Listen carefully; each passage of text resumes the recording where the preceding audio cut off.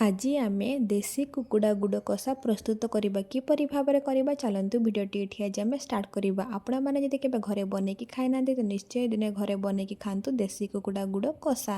आउ हाँ भिडटी को पूरा फुल देखिए जमा भी स्किप करेंगे ना। चलतु भिडटी को ये आज डेरी न कर भिडटी ये आम स्टार्ट करवा देसी कुकुड़ा गुड़ कषा। नमस्कार आदिवासी रोसई चैनल को आपण मानक अनेक अनेक स्वागत। आज आम देसी कुकुड़ा गुड़ कषा बनइबा।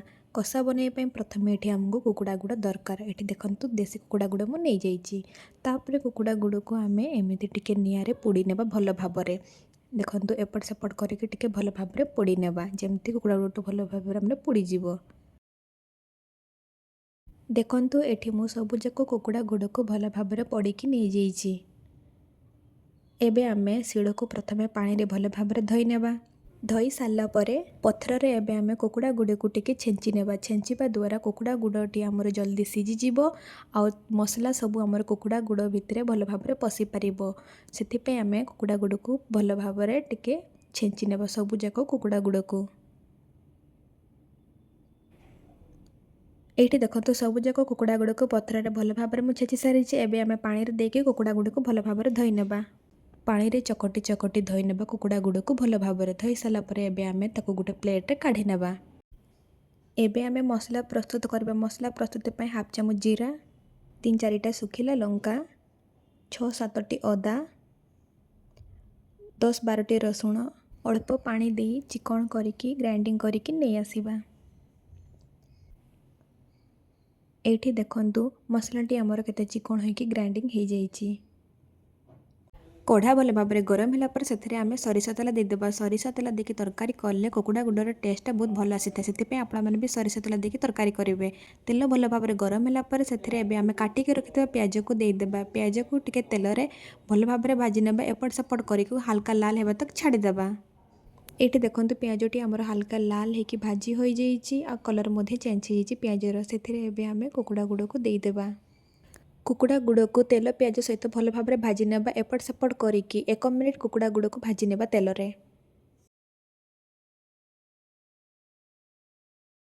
1 मिनिट पर ये आपड़ देखु जे कुकुड़ा गुड़टी तेल और प्याज सहित भल भाव में भाजी हो जाइए। आउ टिके एपट सेपट करके मिसई नेबा। मिसई सारा पर से आम स्वाद अनुजाई 1 चामच लुण, हाफ चामच लंका गुंड, हाफ चामच हलदी गुंड देबा।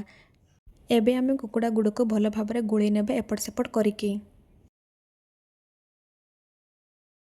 सेथिरे एबे आमे अदा रसुण जीरा लंका पेस्ट कर रखिथिबा मसला को देकी कुकुड़ा गुड़ को मसला सहित भल भाव में गोली नेबा एपट सेपट करिकी 1 मिनिट।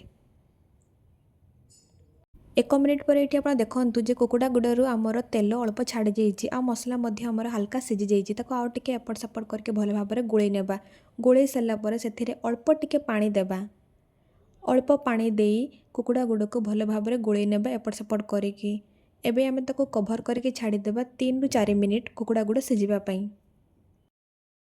3-4 मिनिट पर ये आप देखु जे कुकुड़ा गुड़रू केते सारा आमर तेल बाहरी जाइए आ मसला मध्य आमर कुकुड़ा गुड़ सहित बहुत भल भाव में कषि हो जाइए। मसला मध्य आमर सीझी जाइए। कुकुड़ा गुड़ को आउ टिके एपट सेपट करके भल भाव में गोली नेबा। गोली सारा पर से आमे गोटे गिना पानी देबा। पानी को देके कुकुड़ा गुड़ को भल भाव में मिसई नेबा पानी सहित। मिसई सारा पर ताको आमे 4-5 मिनिट कभर करके छाड़ीदेबा फुटिबा पई। 4-5 मिनिट पर ये आप देखु पानी आमर भल भाव में फुटी जाइए। एबे आमे कुकुड़ा गुड़ को पानी सहित भल भाव में गोली नेबा एपट सेपट करिकी। गोली सारा पर ताको आमे 6-7 मिनिट कभर करके छाड़ीदेबा जे पर्यंत आमर कुकुड़ा गुड़र पानी सुखी नहीं से पर्यंत। 6-7 मिनिट पर ये आप देखु पानी आमर अल्प सुखी जाइए आ कुकुड़ा गुड़ मध्य आमर सीझी जाइए। से एबे आमे हाफ चामच चिकेन मसला देदेबा। चिकेन मसला को कुकुड़ा गुड़ सहित भल भाव में गोली नेबा एपट सेपट करिकी। गोली सारा पर ताको आमे कभर करके छाड़ीदेबा 2 मिनिट। 2 मिनिट पर ये आप देखु पानी सब आमर सुखी जाइए आ कुकुड़ा गुड़टी पूरा आमर सीझी जाइए। ये आमर प्रस्तुत हो जाइए कुकुड़ा गुड़ कषा। से आमे काटिके रखिथिबा धनिया पत्र को देदेबा। धनिया पत्र को देकी कुकुड़ा गुड़ को टिके भल भाव में गोली नेबा एपट सेपट करिकी। प्रस्तुत हो जाइए आमर देसी कुकुड़ा गुड़ कषा। ଦେଖ ତ କେତେ ସୁନ୍ଦର ଭାବରେ। ଏବେ ଆମେ ସବୁ ଯାକ କୁକୁଡ଼ା ଗୁଡ଼କୁ ଗୋଟେ ପ୍ଲେଟ୍ରେ କାଢ଼ି ନେବା। କାଢ଼ି ସାରିଲା ପରେ ସେଥିରେ ମୁଁ ଅଳ୍ପ ଟିକେ ଧନିଆ ପତ୍ର ଦେଇଦେଇଛି। ଦେଖନ୍ତୁ କେତେ ସୁନ୍ଦର ଭାବରେ ସହଜ ଭାବରେ ଆମର ପ୍ରସ୍ତୁତ ହୋଇଯାଇଛି କୁକୁଡ଼ା ଗୁଡ଼ କଷା। ଆଶା କରୁଛି ଭିଡ଼ିଓଟି ଆପଣ ସମସ୍ତଙ୍କୁ ଭଲ ଲାଗିଥିବ। ଯଦି ଭିଡ଼ିଓଟି ଭଲ ଲାଗିଛି ତାହେଲେ ଗୋଟେ ଲାଇକ୍, କମେଣ୍ଟ, ସେୟାର, ସବସ୍କ୍ରାଇବ୍ କରିବା ପାଇଁ ଜମା ବି ଭୁଲିବେନି। ଆମେ ପୁଣି ଦେଖା ହେବା ଗୋଟେ ନେକ୍ସଟ ଭିଡ଼ିଓରେ।